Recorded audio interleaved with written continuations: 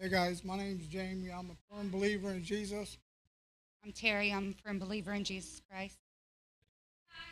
Hey, before I start this, before I start this off, I want to give Mike Osborne a shout out. This is his last week, I think. Ain't it? But anyway, I can remember sitting in jail. I remember him coming up and visiting me, and I was in a dark place, and I can remember God working through him to me. Even though I didn't know it at the time. But looking back on it now, God definitely has sent him, to help me through my journey. And with that, I'm very grateful, and I'm pretty sure I'm speaking on the behalf of, us as well. You've done a lot for us, and we appreciate it. So, here we go.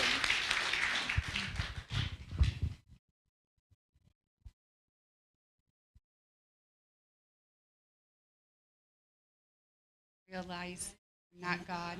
I admit that I am powerless to control my tendencies to do the wrong thing, and that my life is unmanageable. Happy are those who know they are spiritually poor. Earnestly believe that God exists, that I matter to him, and that he has the power to help me recover. Happy are those who mourn, for they shall be comforted. Consciously choose to commit all my life and will to Christ's care and control. Happy are the meek. Openly examine and confess my faults to myself, to God, and to someone I trust. Happy are the pure in heart. Voluntarily submit to every change God wants to make in my life, and humbly ask him to remove my character defects. Happy are those whose greatest desire is to do what God requires.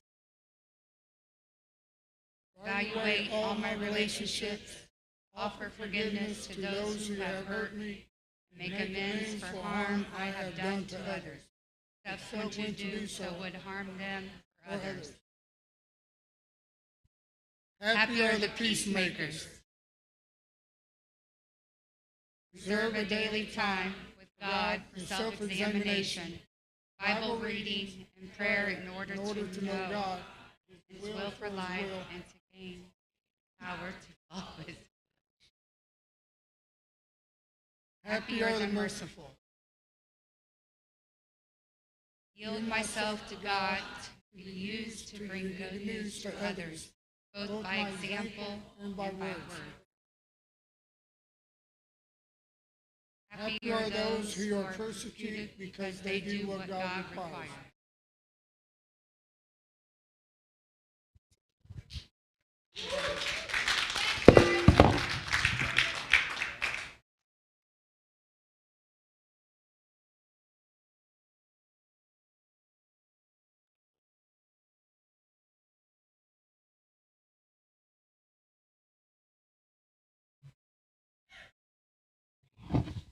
All right, before I begin with announcements, Tara has something to say.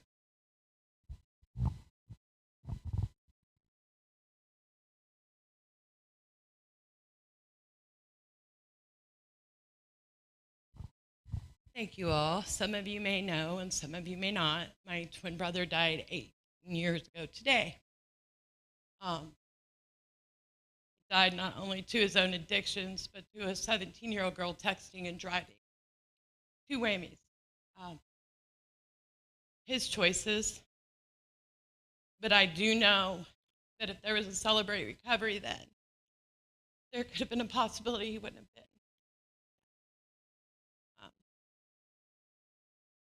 Thank you, Mike and Veronica, for 11 years. And for attempting to heal our community. And I love you guys, and I love this church. And just keep coming back. It works, and give it all to God, who definitely deserves that glory. Thank you all.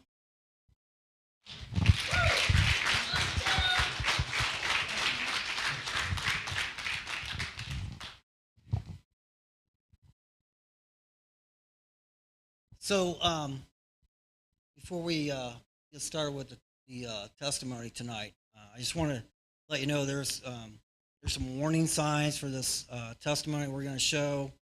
So it's kind of graphic. So if you have any little ones in here that you don't want to see it, you might not want them to be in here. So the other thing is, just to reiterate what Jamie had said, is that Veronica and I have been doing Celebrate Recovery this is our 11th year, and it's been a blessing. The ministry has definitely been a blessing to us, and we're gonna miss it. I'm really gonna miss the people, because you guys are my forever family and always be my forever family. I look out in the crowd and I see Jamie, I see Brad, I see Mikey Southern, I see Nicholas back there. I see Charles, I see Remus, Brock, Bernard. So there's a lot of guys here that Christina. Yeah, so I just want that we do love you guys. We're going to miss you guys. We will pop in every now and then and check on you just to make sure you're still toting the line. But, yeah, we're going to miss you guys. So, it's time to do something different. And so God's got other plans for me, I know. And so I'm just trying to be obedient to that. So with that, we're going to kick off with a testimony. So just want to thank you guys.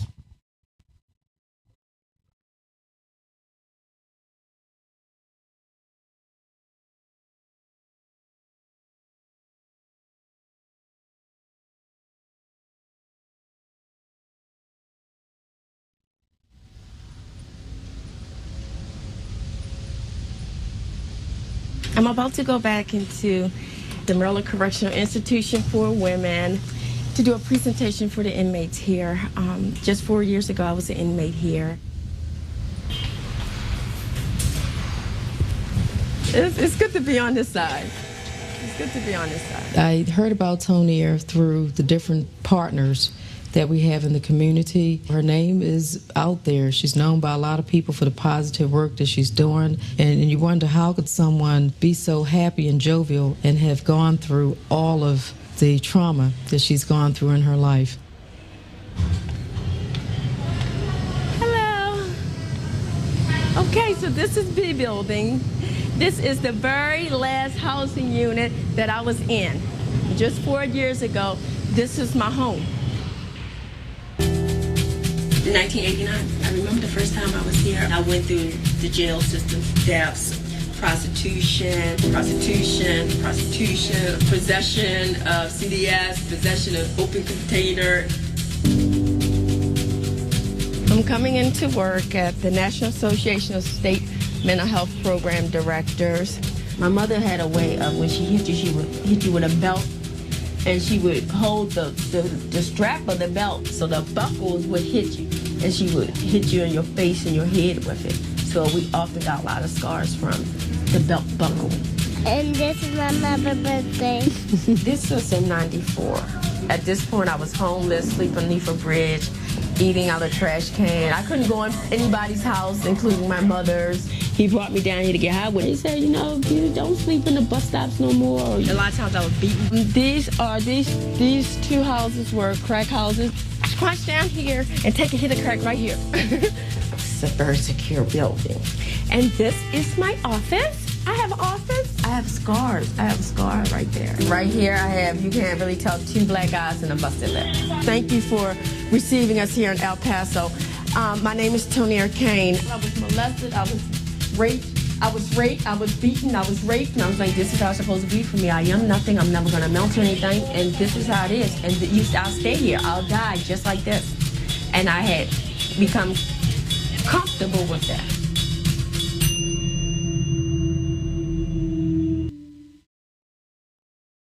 Please join me in welcoming Ms. Kane here to MCLW. Good evening, ladies, and thank you so much for coming out and spending a little time with me tonight. I'm so thrilled to be here, to be able to stand in front of you beautiful, wonderful women and just help you to understand that it's all about you. So I'm telling you, I'm standing before you with 83 arrests and 66 convictions. They say I was going to spend the rest of my life in jail or die in the streets. And I tell you today, not so. Not so.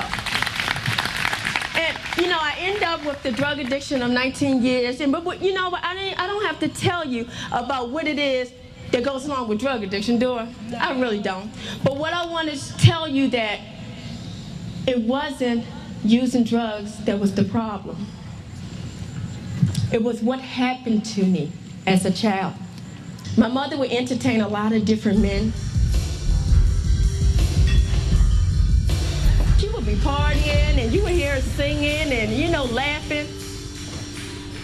But when the music stopped, I knew I was gonna start hearing the footsteps come towards our bedroom door. And at age 9, I positioned myself in front of the bedroom door to protect my brothers and sisters, but in the event, it made me available to the men. I brushed my teeth because I thought maybe I could brush away the smell of the men when they did the acts to my mouth. My mother's an alcoholic. She's always been an alcoholic, and sometimes she would leave the household 2 and 3 days at a time.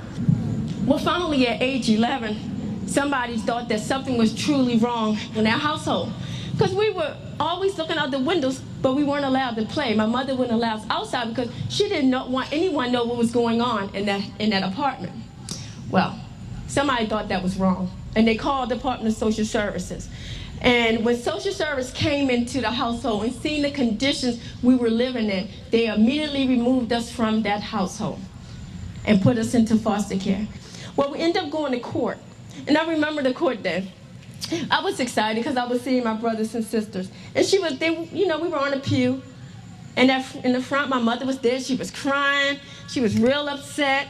And sitting beside her, y'all, I don't know where they found him at, was my father. He was sitting there. Not to say I'm going to take my kids home with me, but to give reasons why he wasn't. So 9 family members was allowed to choose each and every one of them. And I ended up with my cousin. And she was a nurturing and good person. This is my cousin. She's actually my second cousin, but when I was growing up, I always thought she was my aunt because the older generation was like aunts. But when I came into your household and you guys gave me so much love and you showed me how to take care of myself, and it was good time because I was getting up there in age, and because I never knew how to wash myself or wipe myself. Barbara didn't teach me that. So you taught me all of that stuff. I remember you being in the bathroom with me, showing me how to take care of my hygiene, because I didn't know. And talking to me, patiently talking to me. I wasn't used to being like a normal kid because the living situation I came out of. My mother came to the household where I was living, and she called me, Ning, because that's what my mother calls me.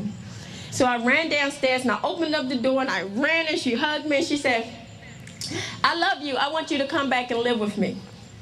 She told me she loved me, the words that I've been dying to hear from her. Within a week, she severely beat me in the middle of the street for trying to go to school. By then, she had 3 more kids. I realized she wanted a babysitter. She didn't want me back because she loved me. That's my mother over there in the white. I know, I'm just saying. I know, you know, go. That can't. I would desperately need my mother to love me. Sometimes I would be tired and don't want to get high, but she would want to get high, so I would go out and prostitute so she could get high, just so she could love me. I thought that I had to earn her love, and I thought if I go out and prostitute for some drugs, she'll be proud of me. And she would use the drugs and get mad because there's no more. But that's how I always ended up with her. How much? Everything. How much you need? $100. Yeah. Like that's good. I'm going to get it. I know what you're going to get. I'll be here. A big one. This time will be going, because I'm going out like. Well, I didn't know how to live without my mother, because I knew I couldn't live with her. So I remember taking an overdose. I remember waking up in the emergency room. I remember when nobody asked me, what happened to you? I remember them telling me, you're going back home with your mother, and being terrified. So she came up with this great idea that one of her drinking buddies, who thought I was cute, he was 24, I was a child basically, wanted to marry me. What was that? An opportunity to make my mother proud of me once again. I jumped on it. I'm walking down the aisle. She signed the papers. I didn't even have to be there because I was a minor. So I moved, so I'm married. I'm married, and my mother's living with me, and my husband would come home and he would do like this. And if it was dust on his finger, he wanted to know what was I doing all day long that I could not dust his house. Well, there was many beatings because I didn't dust his house. Age 19, somebody came to me and said, try this. And it was crack cocaine. I ain't getting no beatings for dusting the house no more, because after one hit of crack, I cleaned my house. I went upstairs, cleaned the neighbor's house. I was outside washing everybody's car. Shoot, I ain't get that beating no more. But you know what? Using crack cocaine introduced me to the criminal justice system. Hi, sweetie. Nice to meet you. Nice to meet you. Prostitute, and I lost 5 children to the system, but this time, She was triggered. I was wondering, is it possible she could be in a group tomorrow just to... Yeah, Okay, absolutely. great. Did you just... So you ladies was chosen because we think that your story, you collaborating with my story, and sitting here and just doing this focus group, just talking about where you've been, you know, and how things feel for you now and where you want to go. My parents were heroin addicts. In the county where I'm from, there was heroin addiction. Foster care systems, psychiatric facilities. I went through all of that. I never told my mother that my brother used to molest me. This is the first time I'm telling it now. Well, my mother not just getting high, her friends get high. You know, people on her job get high. I mean, they get together and have party and get high. My father would beat my mother all the time, so I saw that. And I ended up going through it myself. Every relationship I've ever had has been abusive. And if they're not abusive towards me, I'll be abusive towards them, because I feel that's how they show me love. They don't care about me if they don't put their hands on me when I do something to hurt them. My mother sacrificed me for the sake of keeping a man. And my first time being molested, I was 4 years old. My mother took my hand and gave it to him and told me, "You going with him to play with his nieces." But when we got to where we was going, wasn't nobody there but me and him. And I remember it being really, really dark. But when I came back, I felt different. And I remember looking at my mother, and it seemed like she didn't see anything wrong. And I remember when she took me in a room that night to put me to bed, I wonder why she didn't notice I didn't have on the same panties. Even now, I'm 37 years old, and I sleep with the covers tucked under me for security.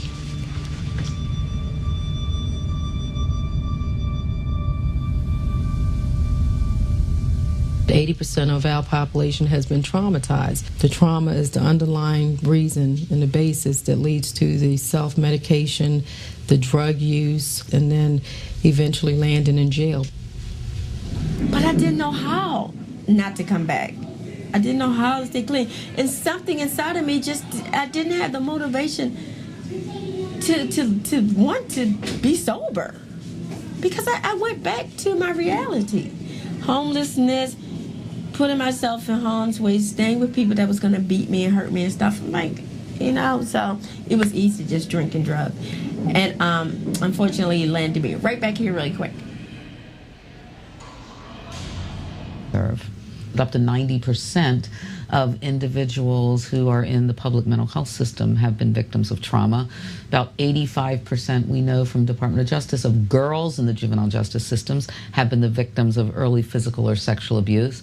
About 97% of homeless women who have mental health issues have been the victims of trauma while they were on the streets. 87% have been the victims of early childhood abuse. Over 50% of women in substance use programs report histories of incest. I mean, it's just universal.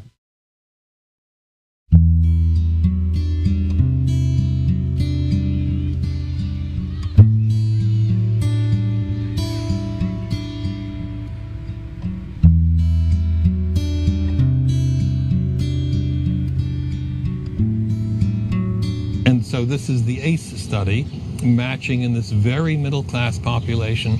The population is exactly half women, half men by chance. 80% white, including Hispanic, 10% black, 10% Asian, 74% have been to college.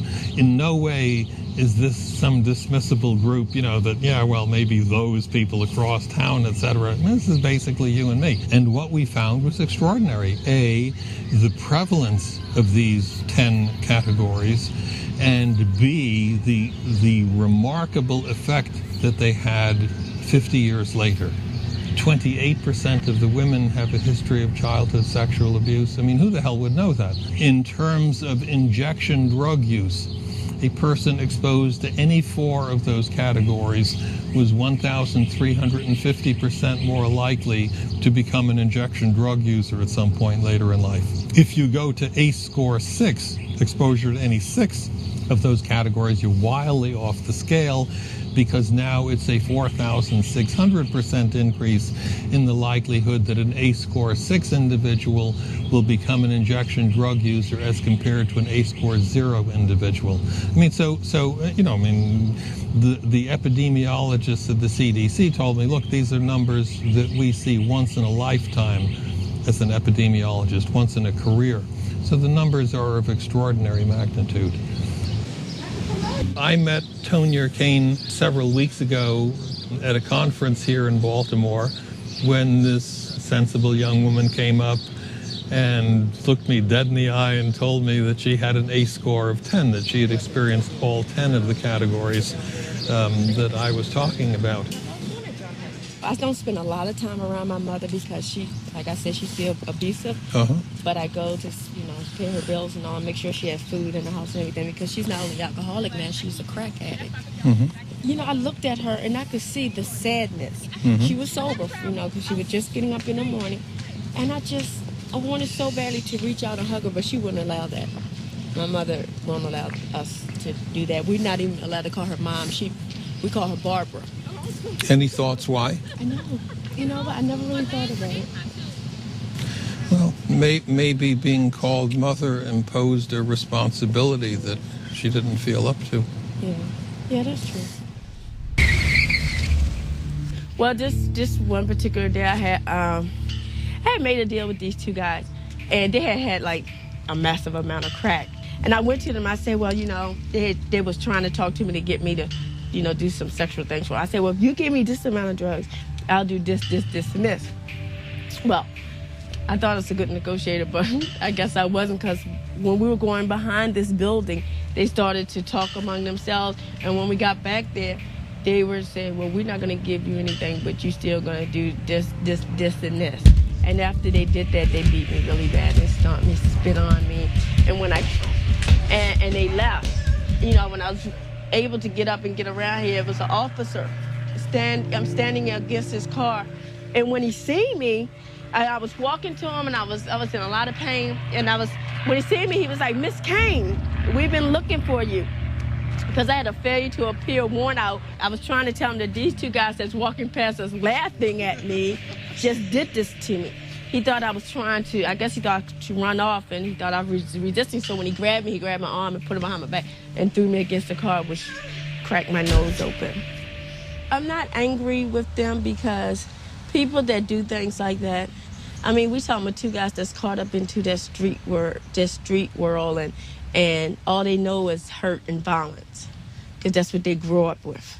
And my only hope is that they're not doing that to anybody else, because they think it's okay, because they haven't acknowledged it, But I see people that hurt me all the time, that rape me. I see them all the time. And that was very small. Tell me something about cocaine. What's the good part of it? What's the good part of a crack cocaine? It's a number. It absolutely, positively numbs out any feeling you have, only for a few seconds. That's why you got to keep doing it again and again. But there is no concern. So, I used to take a hit of crack cocaine, and I used to get high on the fact that I had it in my hand. It didn't even get in my system yet. But because I know in the next few seconds, I'm going to be somewhere else, and I don't have to deal with reality. you know, and effective treatment. and effective treatment. And that kind of forces the question, treatment of what? Right. Which is kind of uncomfortable for a lot of people to hear. Yeah. And I think I had mentioned to you about crystal meth. Right. And how pretty much everybody knows that's the most commonly sold street drug in the country. And no one seems to know that the first prescription antidepressant medication introduced in 1940 was methamphetamine. And it was the main prescription antidepressant for the next 20 years. That is amazing. So does that mean something? Yeah, and then you get to think, well, it's a lot easier to say to somebody, my kid's on crystal meth because that damn drug dealer's in the neighborhood than it is to say my kid's buying antidepressants on the street. Right. I couldn't use drugs and alcohol because I was in jail. So I had to find something that help me cope. And that's what helped me cope. I would fight, I would argue, I would cuss, I would go on lock and I'll get off lock, I'll do my lock time and, you know, oh well, see y'all later, I'll be back.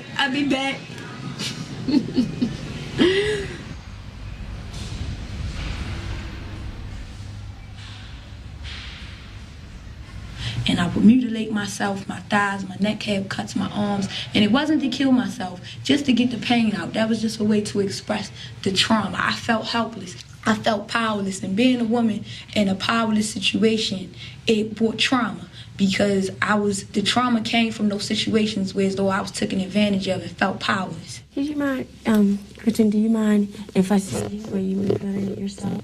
Can I see that? Because I know you showed before. What do you use? I would take and bust the glass out in my room and take the pieces of the glass and cut myself up, cut my neck. I would break the toilet seat, break the glass out in the doors and the windows. Or I take a stapler, I take the staplers out the bed. Or I took an eggshell one time. The hard on the eggshell, just to get that. Toni is an amazing woman, a passionate advocate, a great leader in the field, an amazing speaker. We've known each other for 5 years, back when I first met Toni, when she was at the Women's House of Correction in Jessup, and she was pregnant out to here. She now, as of yesterday, officially has become the team leader for the newly funded National Center for Trauma-Informed Care, which we couldn't be happier. Just a joy to be with, and when you hear her story, I think you're going to be absolutely as moved as I am every time I hear her as well. So for that, my friend, Toni Arcane. Thank you. Good afternoon, everyone. I'm so thrilled to be here in New York City. I'm down at Maryland Correctional Institution for Women for violation of parole. And I'm pregnant. And I'm terrified that I'm about to lose another child. And I remember running around and telling people about my fears. I don't want to lose my baby, and I'm going to have this baby. And they were telling me about this program called Tamar's Children. Well, they said, it works on your trauma. I said, well, I don't know what that is, but I know I got it. And it works on your addiction. I said, well, that's a given. Your mental health, yep, I'm crazy. You recover and you keep your baby with you. Perfect program for me, right? I was keeping my baby. And the first thing that someone said to me when I got to this program, the first session I had, my therapist told me, everything that happened to you as a child happened to you, you didn't do to yourself. And I believed her. And we started to work. See, because you good folks, substance abuse, even some judges, even parole and probation, try to help me, try to give me some tools on how to live. But the good information was only surface. It couldn't get where it needed to get for me to get it rooted so I can build a foundation and grow from. So my belief system can change from I am nothing to I am somebody, and I can be anything I want in this world. It wasn't so you had to get it out of me to get the good information down there where it needed to be. My therapist, her first task was to help me to feel safe. Because without feeling safe, there was no healing for me. Everything that I needed I was able to get from this program. I had someone to help me to understand parenthood, helping me to form a secure attachment with my child. I didn't know how to be a mother. I know how to give birth to a baby. And then she said, it's time to work on your children. No. I said, no. How do you heal from something that's still going on? Okay, my mother didn't love me as a child. She didn't show me love. Okay, that happened. That was then. I was raped, I was hurt, I was beat, I was raped, I was hurt, I was beat. Okay, that's happening no more. But my children are still living. They're still walking this earth somewhere, and I know nothing about them. How do you heal from that? And she said, you do, but not by yourself. So I had to talk about my daughter when she was only 10 days old, and when they came and they took her away from me and they put me in jail. And the way that my son looked when they grabbed him and he was crying, Mommy, don't let them take me. I had to remember that. I had to remember my son being picked up for the weekend and never brought back.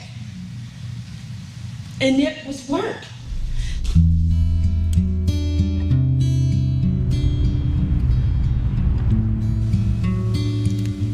I'm exhausted. I've been on travel now for, it seems like 2 weeks straight, like maybe going home one day just to repack. I'm just ready to go home to my daughter now and hold her. I miss her a lot. And I've really, really been missing my children a lot lately. I guess, the holidays coming up. I always get like this near the holidays,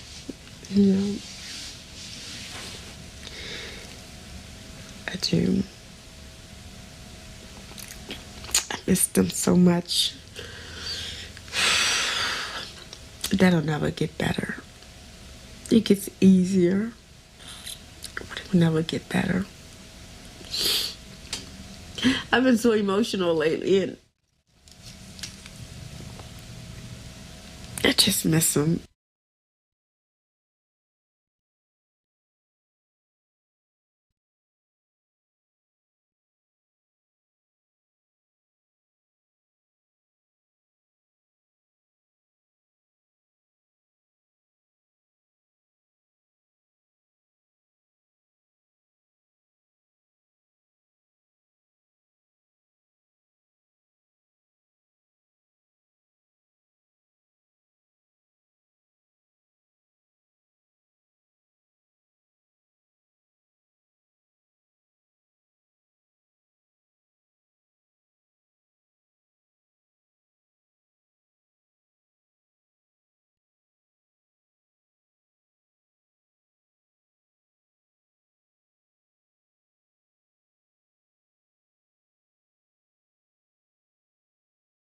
Got it. Okay. Hi, I'm Veronica, and I'm a grateful believer in Jesus Christ. There was a couple of reasons why we showed this, and I didn't see the end of it. I had the short and I had the long of it, but I had this training this week through the Recovery Network of Indiana, or it's really the other way around, the IRN, through Mental Health America of Indiana. And the reason why it was so important is because you guys need to know that this is exactly what we are doing in our community. And we are doing this at Women at the Well. There are several people that are involved with Women at the Well that have been, have a piece in the passion of this. And I know it was geared a lot towards women tonight, and that's because in Logansport we have several things here that are for men. But what we were hearing from the judge and what we are hearing from some work release and corrections is that there's limited programming for women.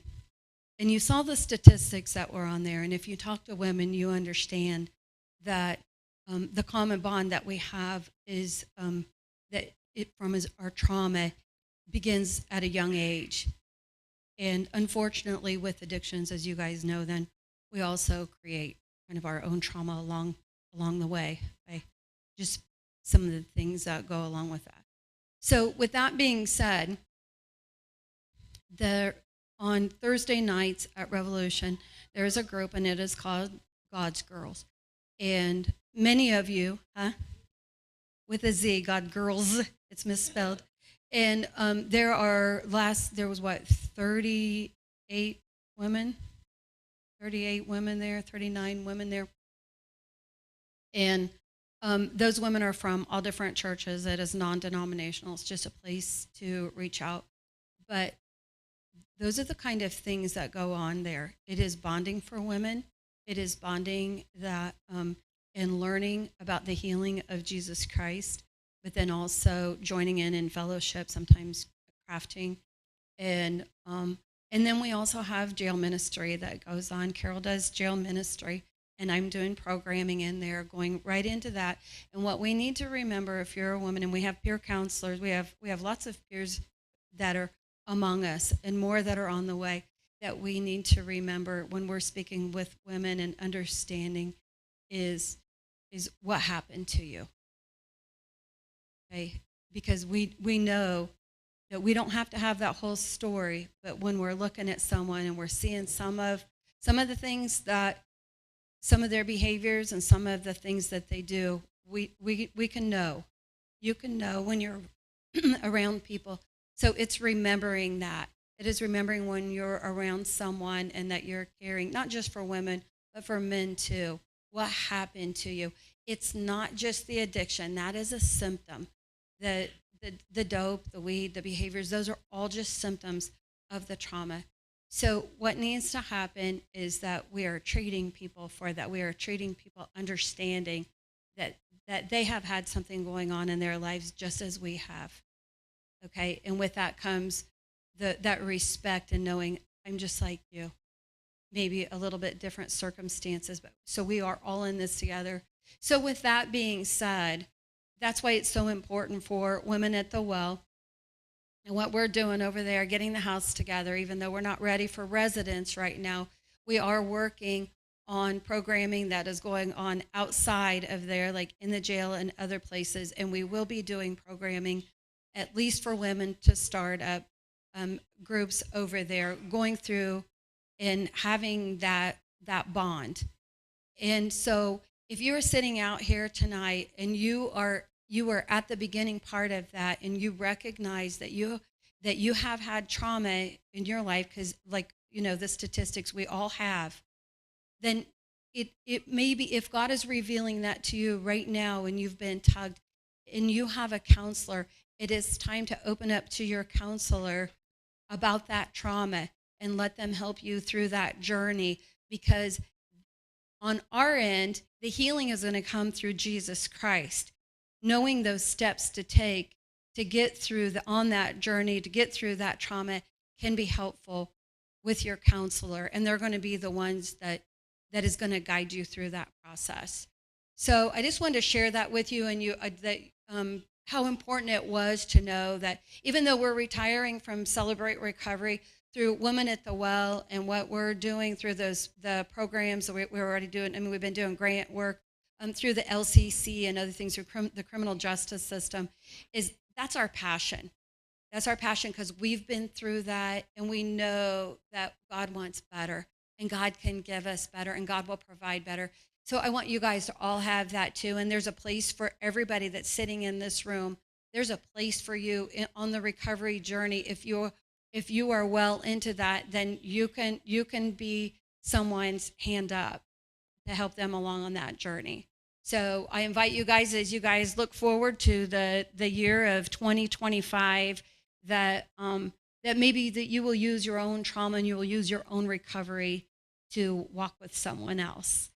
So, amen? All right, if you'd stand with me, we'll do the prayer for serenity.